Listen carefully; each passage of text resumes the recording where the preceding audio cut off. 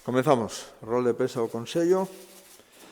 Como sendo habitual, antes de tratar asuntos de acordos do Goberno, damos os datos actualizados ás 20 horas do día de onte en relación coa pandemia. Son 1.677 casos activos. Houbo 4 altas na UCI, co cual neste momento estamos con 19 pacientes nas unidades de cuidados intensivos, un 92% menos que durante o pico. Tamén houbo 13 altas en hospitalización, estamos con 43 persoas hospitalizadas, un 96 menos que no pico, e o resto, 1.615, recupéranse conforme ao sistema de Telea conectado con a atención primaria nas súas casas. Lamentablemente, seguimos computando falecementos. 2 novos falecementos no día de onte, 2.625 dende o inicio da pandemia, que evidentemente non poden ser esquecidos. A nivel comparativo, Galicia sigue sendo unha das comunidades autónomas con menor incidencia, tanto a 7 como a 14 días. A 7 días, 21 casos por 100.000, a media de España supera 30, e a 14 estamos en 54,7 casos por 100.000, a media de España supera os 74 casos por 100.000. Galicia é a comunidade autónoma con menor ocupación en UCI e a comunidade autónoma con menor ocupación en planta de hospitalización. E tamén é a terceira comunidade autónoma con menor taxa de positividade, exactamente o 3%, por debaixo do 3%, 2,69. A medio do Estado chega casi ao 4%. Por tanto, seguimos cunha boa evolución. Evidentemente, hai unha incidencia que sigue baixando, como estaba previsto, dunha forma máis intensa no número de casos, dunha forma tamén intensa na hospitalización e dunha forma máis difícil na unidade de cuidados intensivos. Pero somos a comunidade autónoma con menor ocupación hospitalaria, tanto en planta como nas UCIs. Por lo tanto, esos son os mellores datos do Estado. Estamos, por tanto, nunha situación de estabilidade. Imos a continuar dando pasos adiante na apertura para a ampliación de aforos, coa cautela que supón a situación de pandemia e todavía a falta de inmunización de toda a población, incluído por toda a población, non só a población diana, senón tamén a población de menor de 12 anos.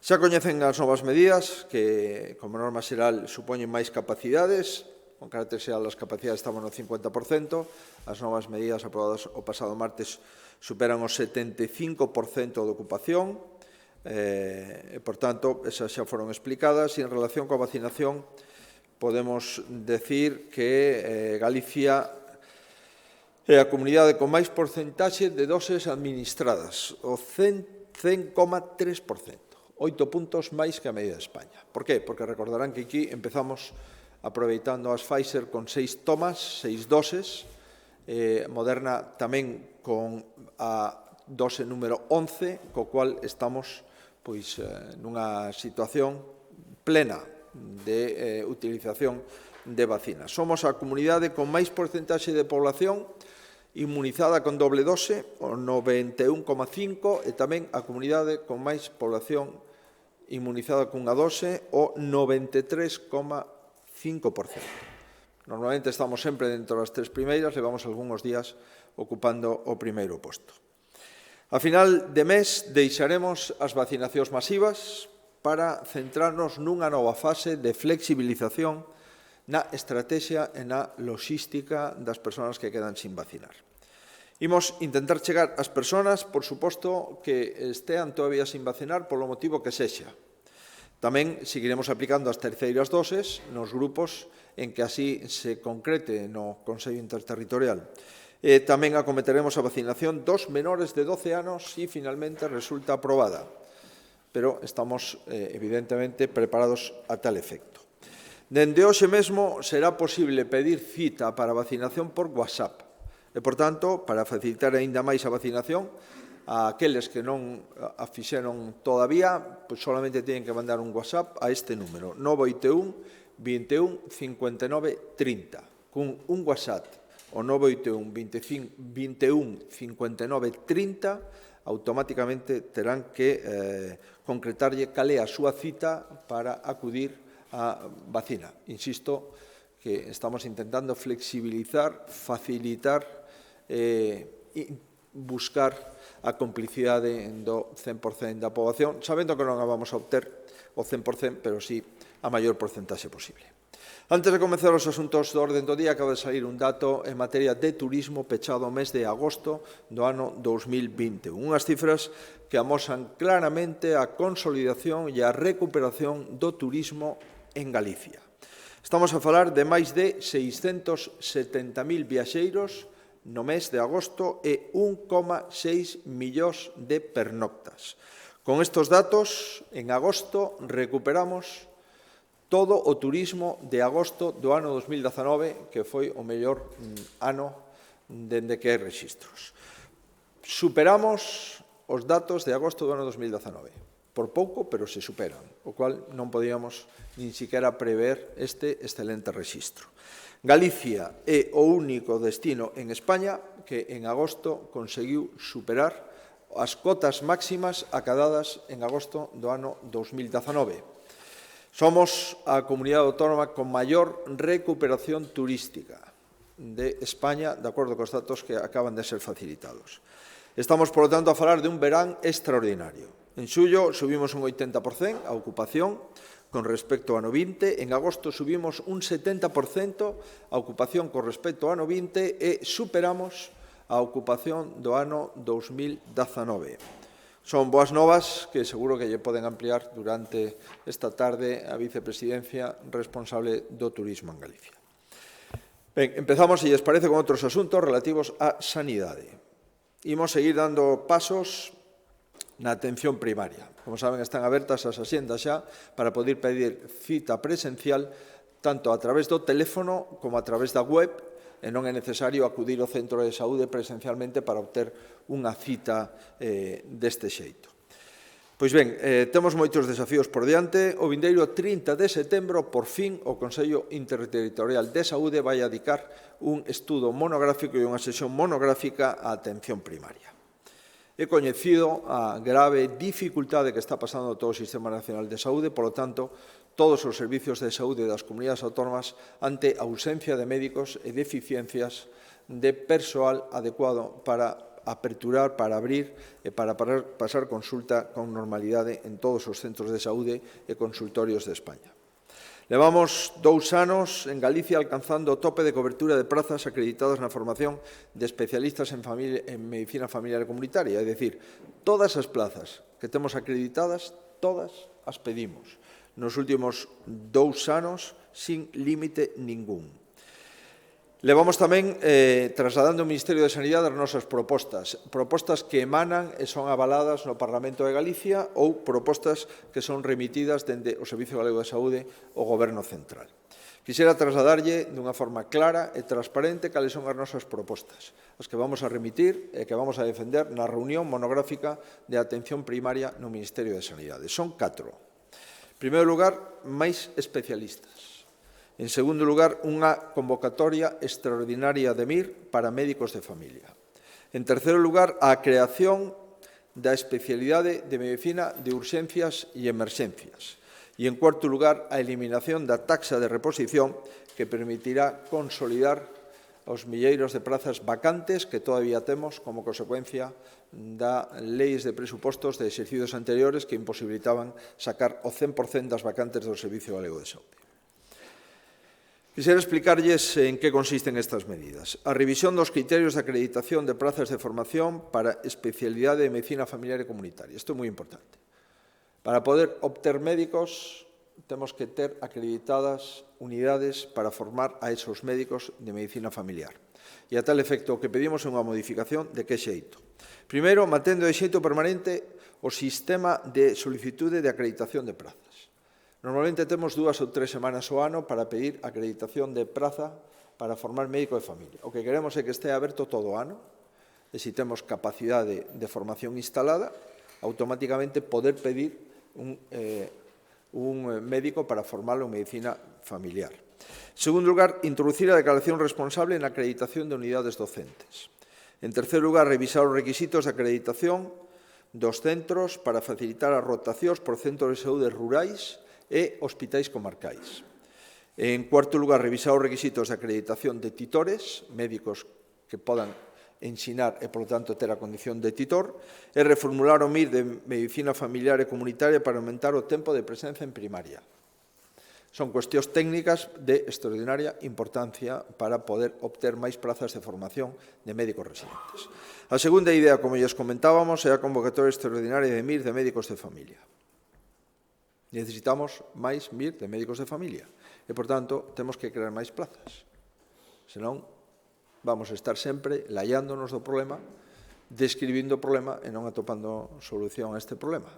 Se non hai médicos, ante unha baixa, ante unhas vacacións, ante un permiso, non podemos sustituir. Se non podemos sustituir, hai que acumular os pacientes dese día a outros profesionais. Se esos profesionais xa están cargados coa súa propia senda, o poden facer un día, o poden facer dous, pero non o poden facer os 30 días de vacacións ou os permisos regulamentarios. Terceiro lugar, é necesario a creación da especialidade de medicina de urxencias e emerxencias. Por qué? Porque, senón, os MIR de familia poden optar entre praza de urxencias e emerxencia nun hospital ou quedarse nun centro de saúde. Se houbera dúas especialidades distintas, os que queren medicina de urxencias dende o principio elixen ese MIR e os que queren medicina familiar e comunitaria dende o principio elixen atención primaria. Por tanto, con esta doble categoría poderíamos ter máis plazas MIR, unhas para urxencias e outras para medicina familiar e comunitaria na atención primaria. E, ademais, non só por isto, é porque, desde o punto de vista técnico, estamos de acordo cos argumentos da Sociedade Española de Medicina de Urxencias. Nos parece que é unha especialidade que require un MIR específico. E, por último, eliminar a taxa de reposición para permitir consolidar a situación de milleiro de sanitarios.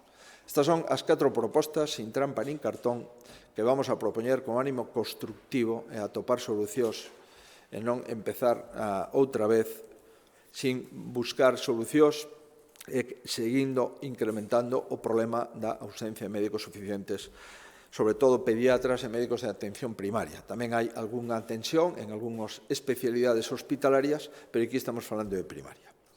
Pois ben, estas son as propostas. Galicia levamos traballando na atención primaria, aprobamos un marco estratégico, o Ministerio nos remitiu en su día un borrador de marco estratégico do Ministerio para a primaria. A verdade é que non nos convenceu, creo que é un marco cativo, parcial. En todo caso, respostamos o cuestionario deste marco remitido e trasladamos. En materia de planificación, levamos traballando e temos aprobado o Plan Galego de Atención Primaria 19-21, que conta con 200 medidas e un orzamento de 102 millóns e a creación de 331 prazas novas. Tamén aprobamos un documento de atención primaria vertebradora do sistema de saúde e outro de estrategia para a atención de persoas en situación de cronicidade e un plan de saúde mental. Isto desde o punto de vista de planificación. Desde o punto de vista de recursos, a atención primaria incrementou un 15% o seu presuposto no ano 2018. Estamos con 1.500 millóns de euros no ano 21. E estamos investindo nos últimos 3 anos 45 millóns de euros na construción de infraestructura de atención primaria.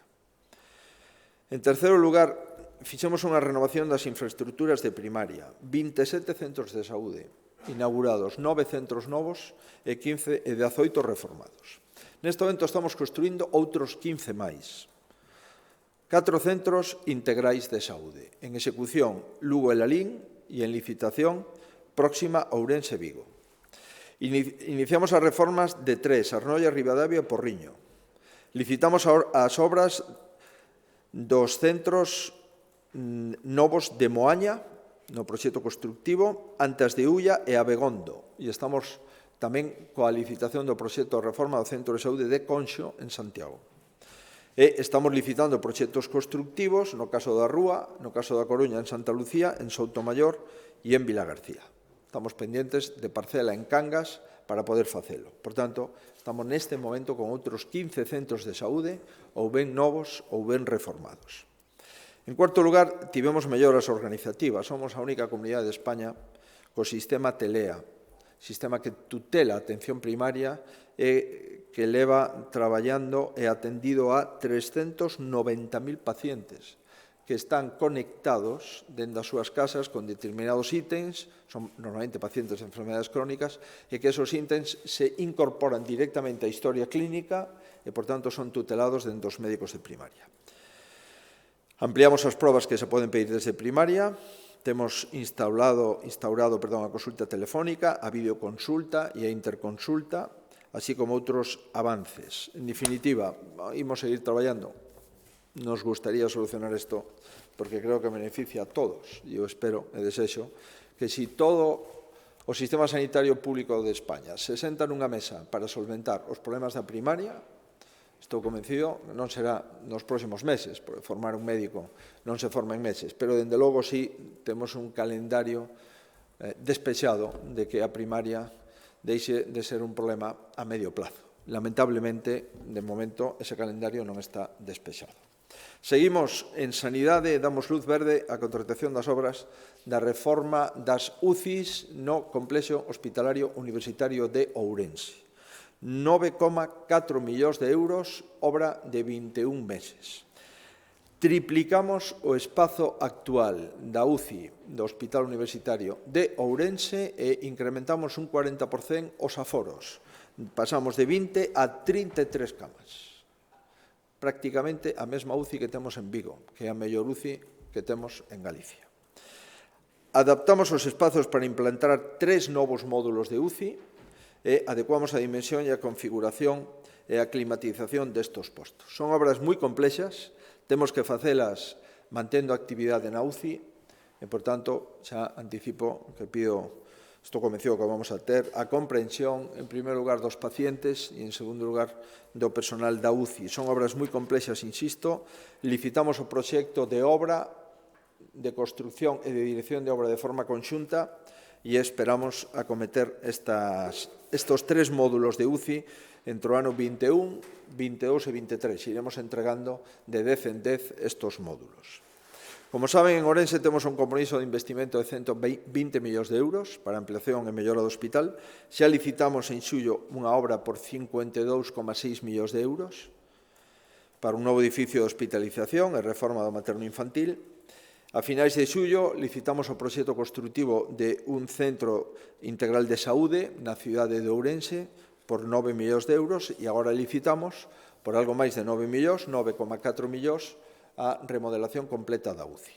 Por tanto, estamos cumplindo o compromiso coa sanidade pública na provincia de Ourense e, nomeadamente, na cidade de Ourense. Aprobamos a conta xeral da Comunidade Autónoma que ten como prazo o 30 de setembro, aprobámola hoxe e cumplimos a normativa. Galicia gastou todos os recursos que tiña disponibles para facer fronte a COVID-19 e, ademais, mantivo o compromiso de estabilidade orzamentaria e foi a Comunidade Autónoma de España que máis investiu, que máis diñeiro adicou a novos investimentos e tamén a comunidade que mellor pagou as súas facturas durante o ano 2020. Efectivamente, temos unha alta execución, o 102,1% do presuposto. E en materia de gasto corrente e gasto social, o 105,8% do presuposto. Superamos o 100 porque recibimos, ademais do presuposto inicial, unha serie de fondos, como recordarán, para o COVID. Por tanto, a execución presupostaria da Comunidade Autónoma excede do 100% en relación co presuposto inicial. Aforro bruto, que é a diferencia entre ingreso corriente e gasto corriente, 1.043 millóns de euros. É dicir, Galicia foi capaz de xerar entre o que gasta e o que ingresa de forma corrente 1.043 millóns de euros que os destinamos na súa totalidade a investimento.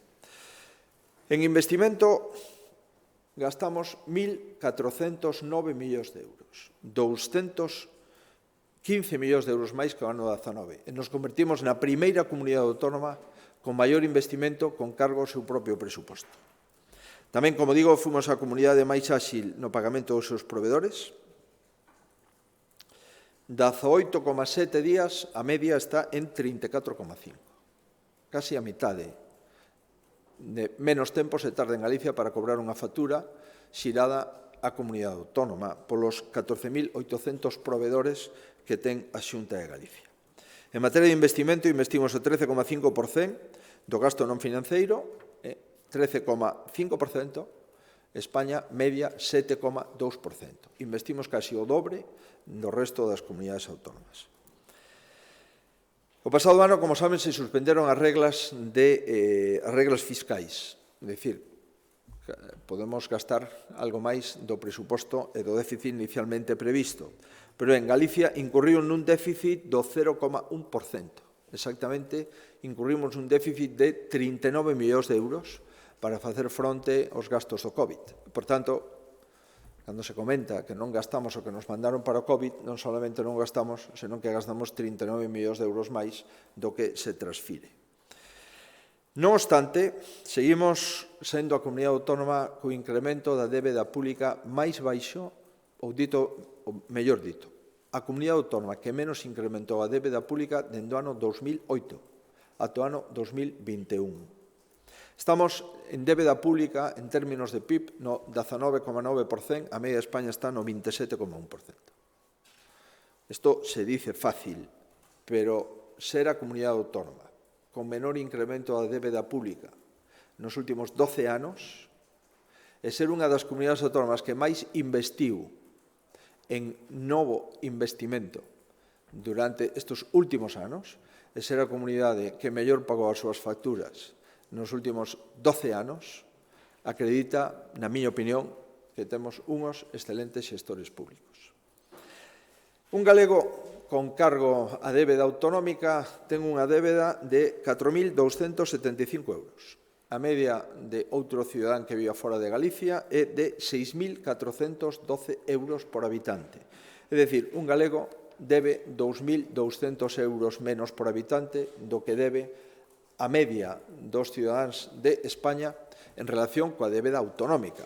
A conta coa débeda estatal sería, evidentemente, a más.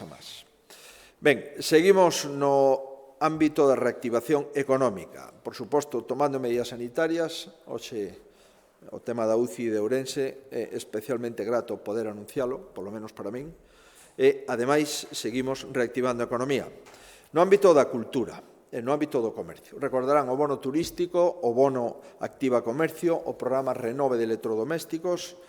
É dicir, estes cupóns dos distintos sectores axudaron a paliar a caída de consumo que ocorriu do ano 2020. E, por suposto, a cultura nos preocupa. Activamos o plan de reactivación dentro dos primeiros meses da pandemia, pero estamos comprometidos, si cadra, aínda máis con este sector que con outros sectores. Por qué? Pola promoción das actividades culturais que enriquecen a un pobo, por a situación dos creadores e das empresas do sector e, por suposto, por las miles de familias que viven do sector da cultura. Hoxe imos reforzar con bono cultural que mobilizará 4 millóns de euros. Ese bono cultural ofrece un programa de descontos do 50% de consumo en cultura, do 50% do prezo. Que buscamos con este bono? Primeiro, incentivar a demanda cultural e, segundo, favorecer o fortalecemento do sector, axudando a reducir o impacto. Imos a dedicar casi 2 millóns de euros de diñeiro público, exactamente 1.950.000, o que vai a mobilizar, dado que financiamos o 50%, vai a mobilizar 4 millóns de euros e chegaremos a 39.000 usuarios que van a ter un bono de 50 euros que poden obter con esos 50 euros descontos de ata o 50% no consumo que fagan no ámbito da cultura. Que se pode mercar con este bono? Os produtos audiovisuais, películas, series en formato físico, por suposto, toda clase de libros, videoxogos, tamén compra de entradas para calquera institución cultural, salas de cine, concertos de música, espectáculos escénicos, etc. O requisito é ter máis de 18 anos. Se pode acceder a este bono descargando na página web que poremos en marcha próximamente. En este portal emitiremos os cupóns en formato digital a través do código QR. Pois ben, este bono dá dereito ao 50% de desconto cun máximo, evidentemente, de 50 euros. Por exemplo, se vamos ao cine o cine está entre 10 e 12 euros a entrada, pois teríamos o desconto do 50%. Pagaríamos 5 ou 6 euros por entrar nun cine. Ou se compramos un libro que a media está en 20 euros, pois pagaríamos 10 euros. E ainda nos quedarían 40 euros ata os 50 do bono para mercar libros, videoxogos, entradas, etc. etc. O prazo abrirémolo o 1 de novembro e se manterá ata o 31 de decembro. En canto aos clientes, estes son os requisitos. Maior de 18 anos, descargarse o aplicativo, obter un código QR e automáticamente nese código hai 50 euros. Dereito ao 50% de desconto en calquer material cultural que acabo de referir.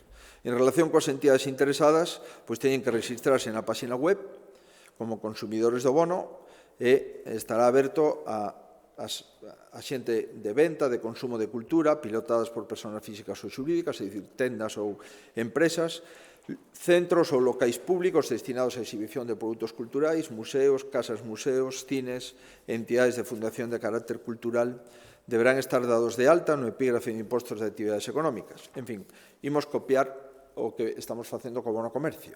O bono comercio é máis modesto, son 30 euros, o bono cultura é máis ambicioso, son 50 euros. O bono comercio é máis modesto, é un desconto, creo recordar, do 30%, na cultura é máis ambicioso, o desconto chega ao 50%. Pois ben, levamos traballando no ámbito da cultura e imos seguir. Este verán financiamos 3.000 actividades en 200 concellos. Ata decembro nos quedan 2.500 actividades máis. Estamos falando de exposicións, de conferencias, de concertos, de espectáculos. Por tanto, o que queda de ano, financiamos 2.500 actividades en outono e activamos con estos casi 2 millóns de euros unha compra no ámbito da cultura por 4 millóns de euros, 50 euros para 39.000 usuarios, que son os que agotarían estos casi 2 millóns que poñemos a disposición a partir do 1 de novembro. Sin abandonar a cultura e os espectáculos, volvemos a ampliar o noso compromiso coas orquestas. A Xunta foi a primeira administración autonómica en adxudicar axudas específicas a este sector. Recordarán que activamos unha axuda de 1 millón de euros en outubro do ano pasado, a través de unha partida de 1 millón a 51 empresas, tamén para os traballadores estacionais de orquestas e espectáculos, outros 500.000 euros, tamén a industria da orquesta entrou dentro do plan de rescate de autónomos e PEMES financiados pola Comunidade Autónoma e agora imos a incrementar 800.000 euros novos para ampliar o convenio que temos coas orquestas e poder organizar coas asociacións representativas do sector un conxunto de actividades ou concertos. A maior parte desta nova inxección económica se destina á organización dun circuito de 7 festivais no que participarán 50 orquestas. Terán lugar maioritariamente este fin de semana, sábado e domingo. O sábado nunhas cidades e o domingo noutras cidades. Se teñen vostedes interés, e podemos decir onde se van a realizar estes 7 grandes eventos con 50 orquestas durante o fin de semana nas 7 cidades galegas. Empezamos o sábado, 25 de setembro, en Lugo, en Narón, en Santiago, e tamén o domingo o teremos na Coruña, en Vigo, en Pontevedra, en Ourense, en fin, o listado está a súa disposición. Seguimos no eido económico. Activamos 53,7 millóns de euros para a formación de desocupados entre o ano 21-22. Chegaremos a 37.100 personas desempregadas e tamén unha parte ocupadas a través de 2.200 cursos á carta dirixidos á demanda do tecido productivo. Trátase de facer os cursos que necesita o mercado de traballo. E despois de sentarnos cos axentes sociais, establecemos unha serie de cursos de acordo coa demanda que nos transfiren os axentes sociais, que é prioritaria. Destos 53,7, 48 se destinan a 18.600 desempregados e o resto, 5,5 millóns a 18.500 traballadores en activos. Se impartirán nos centros de formación privados que estean dentro do convenio e en 13 centros de formación pública que son os instalados en Santiago, Ferrol, Lugo, Viveiro, Ourense, Vigo, A Coruña, Ames, Negreira, Melide, Monforte, Allariz e Bueu. Obxectivo, pois, é mellorar as oportunidades laborais dos galegos e utilizaremos aula virtual do Campus Virtual de Galicia, que é un novo proxecto, un novo produto para a formación. No caso de parte do curso, será o 100% virtual nos cursos de informática, o 100% virtual nos cursos de idiomas e será entre virtual e presencial en outros cursos. Cales son os cursos que máis nos piden o mercado laboral? Informática e comunicacións. Empregos no ámbito sociosanitario. Empregos no ámbito da obra civil, moitísimos. Empregos no ámbito da sanidade, da seguridade, do medio ambiente, no téxtil e no comercio e marketing. Por tanto, todos estes cursos irán a estas áreas co obxectivo, insisto, de buscar a maior empregabilidade posible. Haberá unha discriminación positiva para persoas con discapacidade, cursos dirixidos exclusivamente a eles, tamén para traballadores afectados polo ERTE, e intentaremos que esta formación 21-22 sexa moito máis compatible coa demanda real que se produce no mercado. Declaramos como iniciativa empresarial prioritaria o proxecto de ampliación da conserveira Ignacio González Montes na súa planta de Couso en Ribeira. É unha mellora importante de 9,5 millóns de euros nesta planta conserveira, que dará emprego a 35 postos de traballo, o 90% serán mulleres, inicialmente da comarca do Barbanza, e haberá, según nos dice esta empresa, un impulso para proveedores galegos que terán prioridade no proceso de contratación. Esta ampliación da fábrica vai a supoñer paneis fotovoltaicos, mellora da xestión de residuos e de auga. E con esta decisión, Ignacio González se suma á declaración de proxectos de interés estratégico. Recordarán o de Hermanos Salvo, na Plisán, ou de Aluminios Cortizo en Rois Padrón. Pois ben, esta é unha decisión que encaixa na filosofía da Lei de Simplificación Administrativa que aprobamos non fai moito tempo. Esta é unha empresa importante, factura 97 millóns de euros, ten 316 empregos, ten 2 centros productivos en Couso e en Corrubedo, no concello de Ribeira, e agora vai a investir outros 9,5 millóns de euros para ampliar, creo, o de Couso na parroquia de Corrubedo, concello de Ribeira. No, perdón, en Couso. Corrubedo non é Couso. Corrubedo é outra das factorías que ten a empresa. Ben, estivemos reforzando durante o verán a oficina de atención ao peregrino.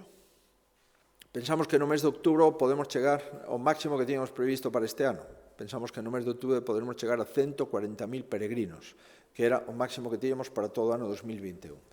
Eso exixiu contratar personal durante o verán e sigue exixindo contratar personal durante este mes de setembro e outubro. E a tal efecto incrementamos o convenio que temos co Centro de Atención ao Peregrino a través da Fundación Catedral por un importe de 55.000 euros de ampliación, o que totaliza 220.000 euros financiados con fondos públicos para que funcione a Oficina de Atención ao Peregrino, que é, ao final, pois, a imaxe que deixamos ao peregrino no último momento cando quere sellar a súa Compostela. Isto supón financiar a oficina do peregrino en sentido estricto, tamén o punto de acollida dos peregrinos, o punto de información, os espazos para asociacións xacobeas, espazos para actos, bibliotecas, etc. Dende o ano 14 estamos traballando con esta oficina que, recordarán, está na calle Carretas nun convento que rehabilitamos para disminuir unha situación bastante lamentable na que estaba a oficina de peregrino anteriormente nas rúas máis céntricas do casco vello de Santiago. Ben, vamos rematando, se les parece, e imos dar información, unha vez que acaba de sair os datos das escolas infantís. En Galicia temos máis de 500 centros de escolas infantís 0-3 anos. Superamos as 25.000 prazas financiadas con fondos públicos e xa máis da metade das familias galegas levan o seu fillo de forma gratuita ás escolas infantís.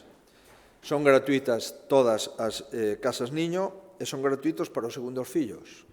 E, por tanto, neste momento, dos 25.000 matriculados, a metade non están abonando ningunha tasa, dado que os segundos e sucesivos son gratis.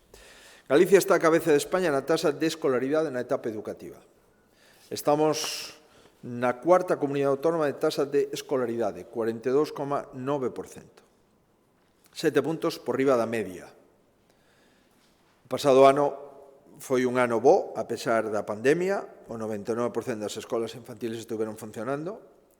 Este ano a matriculación das escolas infantiles sube un 3%, e o reto para este curso é retomar a plena normalidade, conservando as máximas precaucións, e adecuamos o protocolo ao escenario actual. Por iso, os nais e os pais poderán deixar de novo os carriños dentro da escola, os pequenos non terán que cambiar o calzado ao entrar, e os nenos de diferentes aulas poden convivir de novo durante o recreo entre todos os nenos e nenas con independencia da aula. Levamos neste verán feito 40 obras en 40 escolas infantís, nos sentimos bastante satisfeitos da capacidade instalada e, sobre todo, tamén de que o 50% dos nenos non pagan a escola infantil en Galicia. Plan de recuperación de Castiñeiros. Seleccionamos 45 concellos prioritarios para a recuperación de 2.000 hectáreas de soutos tradicionais de Castiñeiro ata o ano 2025. A castaña recordarán que ten unha facturación aproximada, un negocio de 20 millóns de kilos, o que supón unha facturación de 50 millóns de euros. E estes 45 concellos que imos a potenciar se dividen en dous grupos. 41 municipios que contan con 250 hectáreas de masas de souto cunha superficie superior a 10 hectáreas por masa, ou outros 4 concellos que contan con entidades interesadas na recuperación de soutos. Nestes lugares iremos desenvolvendo os traballos de necesidade de emprego ao redor do Castiñeiro, de superficie total de recursos, de incorporación de plans de tratamento do Castiñeiro, e imos ter en conta esta selección para as axudas destinadas ao recoñecemento e identificación dos soutos. O Plan Forestal prevé varias actuacións neste sentido. Ata o ano 25 agardamos recuperar 2.000 hectáreas de soutos tradicionais e traballaremos para que no ano 2040 sexan 8.000 hectáreas. Pero hai máis medidas. Para a produción de castaña, recollemos a creación de 3.500 hectáreas de souto, novos soutos, nesta década, e 8.000 hectáreas en 20 anos, e para a produción de madeira queremos impulsar novos soutos por ao redor de 2.000 hectáreas ata o ano 25 e 8.000 hectáreas ata o ano 40. Por resumir, estamos traballando en 24.000 hectáreas de soutos de castiñeiros, unhas recuperar as que hai e outras novas plantacións, tanto de froito, castaña, como de madeira, castiñeiro. Os 45 concellos están aquí a súa disposición, por si queren consultalo, entendo que non é necesario leelos, pero están a súa disposición. Pois ben, lamentablemente, imos autorizar a asesoría xurídica da Xunta de Galicia a interpoñer un recurso fronte aos tribunais ante a orde ministerial que inclúe o lobo ibérico no catálogo de especies de protección especial. E o lamentamos, porque levamos traballando as comunidades autónomas que padecemos o problema de masificación desta especie, levamos traballando máis de un ano co Ministerio. A verdade é que os resultados son absolutamente decepcionantes. Imos a pedir a medida cautelar de suspensión da orde e haberá unha reunión nunha das comunidades autónomas a próxima semana entre os responsables de medio ambiente de todo o norte de España. O Goberno Central non avalou a súa decisión.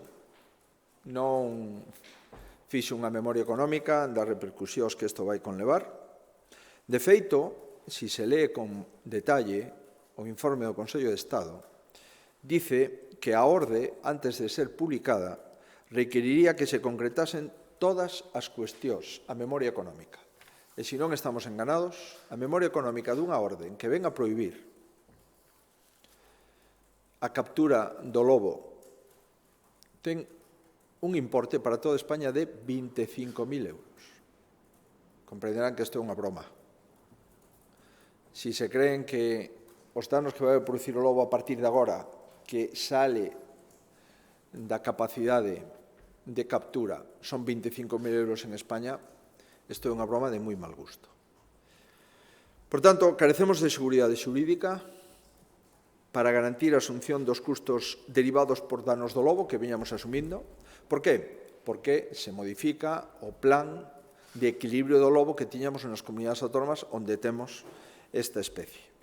Nos últimos 6 anos levamos investidos 4,6 millóns de euros para reparar os danos do lobo ou para modificar as infraestructuras dos gandeiros e poder fortalecerse fronte ao lobo.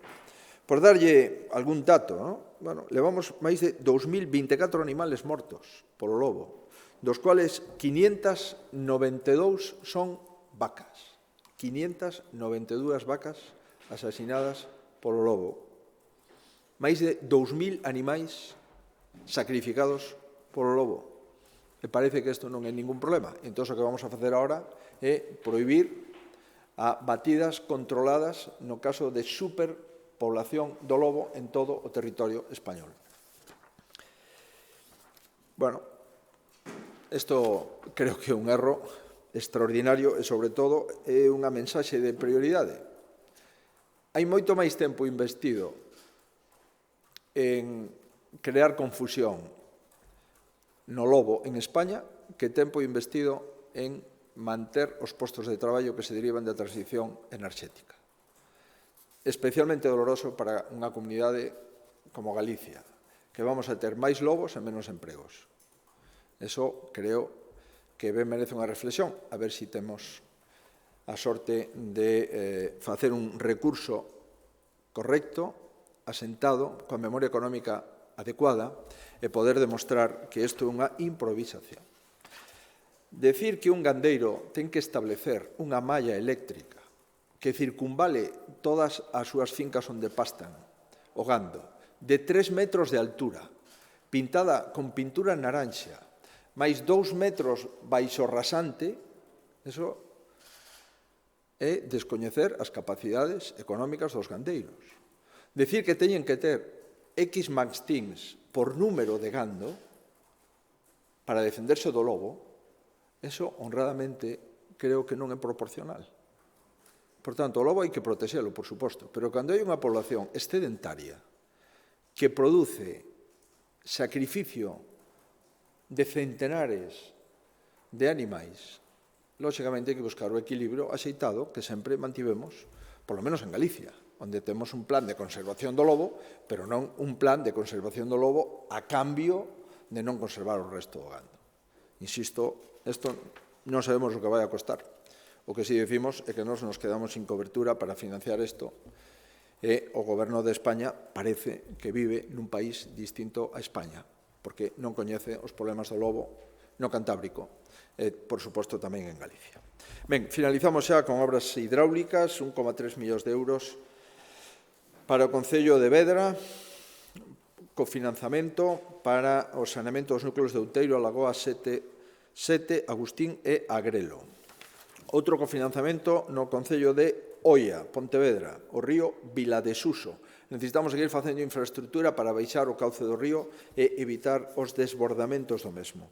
Esta partida son 375.000 euros e levamos xa con esta segunda partida máis de 500.000 euros dedicados a tal fin. Abastecemento en Portomarín, o núcleo de León, 368.000 euros. 80% Xunta de Galicia, 20% Concello de Portomarín. Onte tiven a ocasión de recibir o alcalde de Culleredo e hoxe autorizamos as expropiacións para executar un itinerario peonil ciclista na C213 na Telva, Concello entre Cambre e Culleredo. Son uns 380.000 euros. Imos a expropiar e a licitar a obra, espero, durante este ano, se é que somos capaces de licitar coa maior celeridade posible. Bueno, isto é todo. Moitísimas gracias pola súa atención. Bos días. Eu quería preguntarlle pola súa opinión acerca do proceso para a reforma da financiación autonómica que se vai abrir en novembro. Se cree que pode ter intereses en común con rexións que goberna tamén o seu partido como Andalucía, onde sempre se apostou por primar o criterio de poboación en contra do criterio de Galicia. E tamén quería preguntarlle por algo que se acaba de coñecer e que a Comisión Europea abre un expediente sancionador contra España pola renovación da concesión da AP9 polo goberno de Aznar, que opinión lle merece, se cree que esa antiga administración sería responsable dese posible castigo económico. Gracias. Ben, en relación coa reforma do sistema de financiación, é evidente que uno dos grandes temas pendentes que temos en España é esa actualización do sistema de financiamento, porque se pasaron os plazos que inicialmente estaban previstos, finalizou o período de vixencia do sistema e non foi revisado. Hai comunidades autónomas de distinto signo político que levamos moito tempo traballando. Non miramos cal é o signo político da comunidade autónoma, miramos se temos coincidencia e criterio en base a motivos, obxectivos e obxectivables. E, por tanto, levamos traballando, como vostedes saben, con 6, 7 comunidades autónomas no reto demográfico, no despoboamento e na poboación. O que quedamos foi de reactivar esa xuntanza que, creo recordar, foi en setembro do ano 2018 a última que fixemos en Zaragoza. Temos convocada a estas comunidades autónomas para manter unha xuntanza en Santiago. Espero que a finais do mes de outubro, principios do mes de novembro, hai que poñer a xenda de, como mínimo, 6 presidentes autonómicos en línea. E estamos, a través dos gabinetes, intentando concretar a xenda. Imos a seguir traballando nos temas que compartimos.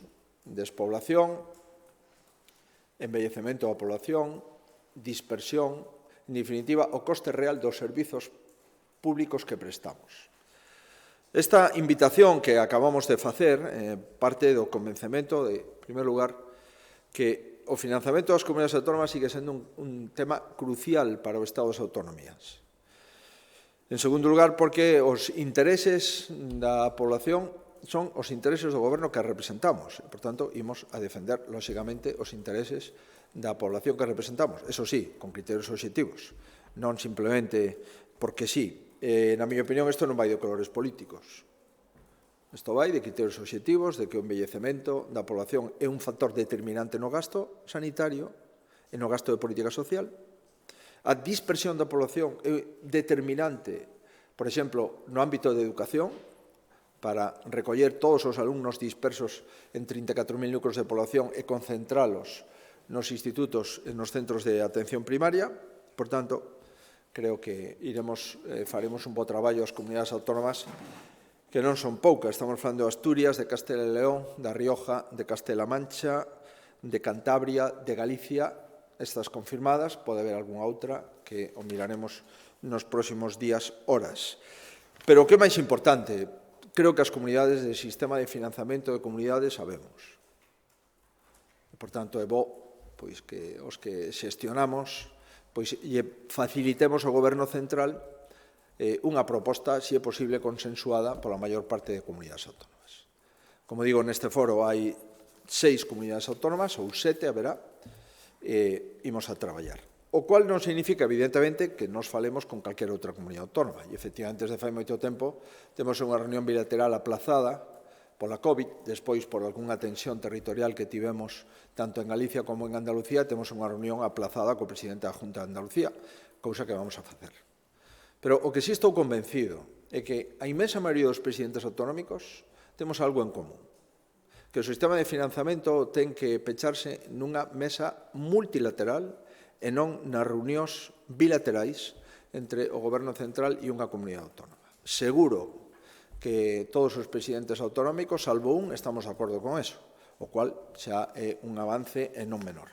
Pero, insisto, ese foro de comunidades que temos traballando, empezamos con Noroeste, Asturias, Castela e León e Galicia, depois o fomos ampliando, ahora tamén entrará Cantabria, e imos a ter unha xuntanza, insisto, de acordo coa xenda dos presidentes afectados. En relación coa sentencia, dice que vostede é unha sentencia da Unión Europea, descoñezo esa sentencia.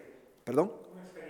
Un expediente, descoñezo ese expediente, porque a información que me acaba de dar vostede. Como sabe, a ampliación da autoestrada se produxo en 2 ocasións. Unha polo Goberno Socialista e outra polo Goberno do Partido Popular. O Goberno... Sería a segunda por falta de que saíra a concurso, e falta de que outras empresas pudieran optar a esa renovación. Pois non sei, insisto, descoñezo ese asunto. O que si lle podo dicir é que hai 2 ampliacións de prazo concesional. Unha polo Goberno Socialista para abaratar ou para facer gratuito un tramo da autoestrada, creo que era Rande Puxeiros, Partido Socialista, e outra do Partido Popular para facer gratuito o tramo Fene-Ferrol. En ninguna das dúas ocasións saliu a concurso, que eu saiba. Por tanto, se hai un expediente aberto, supoño que o Goberno de España terá que respostar a ese expediente, terá que motivar por que fixo eso a Administración Central, tanto estuvera gobernando o Partido Socialista ou estuvera gobernando o Partido Popular. Sí, presidente, según os datos do Ministerio de Sanidade, Galicia non percibiu esta semana ningunha dose de vacinas. Non sei se foi porque non se pediron ou porque non está registrada ou non se pediron e non se enviaron. E se está garantida a vacinación da xenda que hai para estes próximos días. Ben, vamos a ver, nós levamos algún tempo trasladando ao Ministerio a nosa disconformidade coa distribución das vacinas. É coñecido. Acreditamos que hai comunidades autónomas que lle caducaron as vacinas. Por tanto, non era unha cuestión política, era unha cuestión obxectiva, logística. Comunidades autónomas que teñen o 20% da población que só necesitan unha única dose por haber pasado COVID, fronte a Galicia, que só temos o 5% da población que necesita unha única dose porque só o 5% pasou o COVID. E durante o verán non fomos capaces de solventar este asunto. E por iso chegamos, coa auga ao pescozo, o pasado fin de semana, para vacinar os menores de 12, cando os tiñamos que ter vacinados perfectamente na primeira semana de setembro. E por iso, durante varias semanas, fomos a comunidade autónoma con menos número de vacinas por habitante xunto con Cataluña. Estos son datos obxectivos. Agora, o que temos que concretar é como vamos a seguir vacinando e pedindo as vacinas que necesitamos. Non queremos vacinas para mantelas na nevera nin para que nos caduquen. Estamos axustando a demanda as vacinas que necesitamos para dispensar. Como os prazos de Pfizer son 21 días, de Moderna son 26 días, nós o que pedimos é para a segunda dose, cando pasan esos 21 días ou esos 26, unhos días antes, pedimos vacinas para a segunda dose. E para a primeira dose entendo que estamos ao límite, pero temos suficientes. Non sei se esta semana non se remitiron vacinas ou non se pediron. A verdade é que eso o descoñezo. O que sí lle podo asegurar é que nós nunca estamos pedindo vacinas por pedir, nunca nos caducou, polo menos con carácter xeral, vacinas nas nosas neveiras, e o que pedimos é unha distribución de vacinas de acordo cos datos obxectivos epidemiolóxicos de cada comunidade autónoma e non simplemente con datos grosos de número de población. Hai población que necesita vacina e outra que non necesita vacina.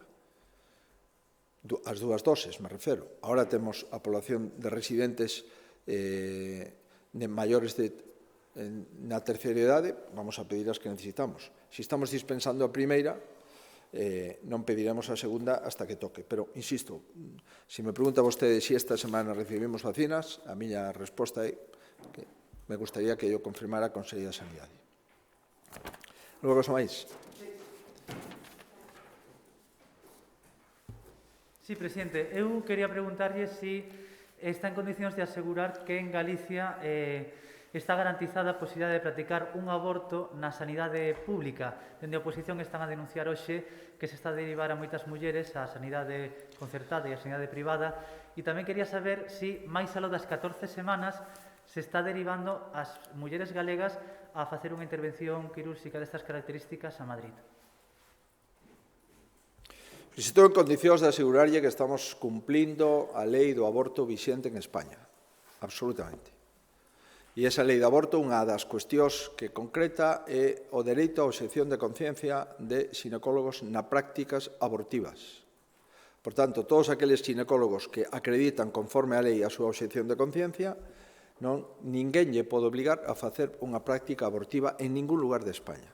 O resto de xinecólogos que non plantexan a obxección de conciencia están realizando os abortos de acordo coa lei. E si decirlle que temos un centro especial, específico, para abortos de alto risco, superiores ás 14 semanas, e que eso está consensuado, e que aí van a esa área sanitaria todas as mulleres que estén nesos supostos xinecolóxicamente previamente diagnosticados. Por tanto, esos son os datos que teño e os datos que lle refiro. Todos, en calquer hospital do Servicio Galego de Saúde, calquer médico que non sexa o sector de conciencia está realizando abortos con normalidade. Abortos complexos, superiores a 14 semanas, por malformación do feto, ou que pon en risco a saúde da nai, ou outros supostos, se fixe un protocolo do Servicio Galego de Saúde e hai unha unidade específica con personal formado especificamente para preservar a saúde da nai na práctica abortiva. Sí. Sí, nos supostos que se establece legalmente a partir das 14 semanas, hai unha unidade específica na área sanitaria de Vigo desde fai tempo, non desde fai unhas semanas. Senón, se concretou e se pactou que nesa área sanitaria se poderán recibir as mulleres que están en supostos excepcionalísimos e que pon en risco a súa propia vida. Por tanto, ese protocolo está feito e, polo que eu sei, está funcionando con normalidade. Está derivando a xente a Madrid. O que lle podo trasladar é o que lle traslado acabo de referir. Se hai algunha derivación, seguro que Sanidade lle pode contestar. O que sí temos claro é que a lei aquí se está cumplindo. Si temos moitos oxetores en un hospital, seguro que hai menos práctica abortiva. Pero ningún responsable sanitario pode obligar a un xinecólogo a practicar un aborto en España. Eso é ilegal.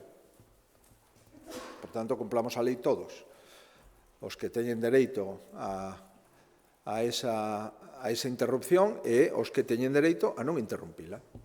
E ese difícil equilibrio é o que nos leva a cumprir a lei en todos os servicios de saúde, en todos os hospitais de Galicia.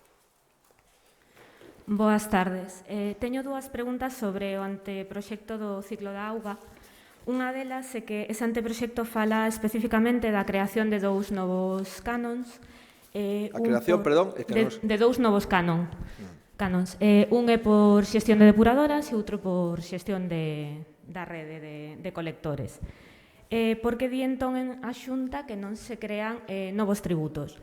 E, por outra parte, ese mesmo anteproxecto recolle tamén unha subida da tarifa no tramo máis baixo de consumo para os usos domésticos. Estaba en 0 euros e pasa a 0,15. Por que di a Xunta que non hai unha subida dos tributos? Gracias. Moi ben. Vamos a ver, en relación co proxecto de lei de mellora do ciclo integral da auga, reitero o traslado que nos fai a Administración Hidráulica, é dicir, o Organismo de Augas de Galicia é non subir ningún imposto. É a memoria económica que aparece na lei. Dice vostede que hai unha serie de impostos que sustituyen os que había xa. Antes había un imposto coeficiente vertido e agora se sustituye por un que se chama canon de xestión de depuradoras. Pero sustituye o anterior. Antes había unha taxa para xestionar os colectores que xestionaba o municipio e agora no caso de que o municipio lle entregue a xestión dos colectores á Xunta, cobrará esa taxa a Xunta. Por tanto, estamos falando de dous cousas que sustituyen a dúas precedentes. Por tanto, non hai ningún imposto novo. Eso é o que nos trasladan, pero como aquí non hai trampa ni cartón, a lei está en exposición pública.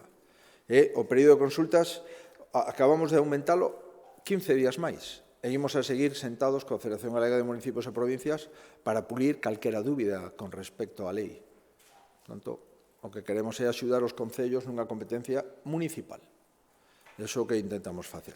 E en relación con ese 0 ou 0,15, pois a verdade é que non teño información ao respecto. Pero, insisto, que me traslada a Administración de Augas de Galicia é que nin hai novos impostos, e aí sí que a especificación acabo de decirlo, se sustituye un canon por outro canon novo ou sustituye unha tasa por outra tasa nova, eso non é novos impostos. E en relación co incremento destos, posible incremento de 0 a 0,15, reitero, sería bo contrastalo coa Administración de Auga, porque polo que a mí me trasladaron non se contempla, o cual non significa que eu teña o 100% de información. Moi ben, pois moitas grazas por todos. Seguimos. Grazas.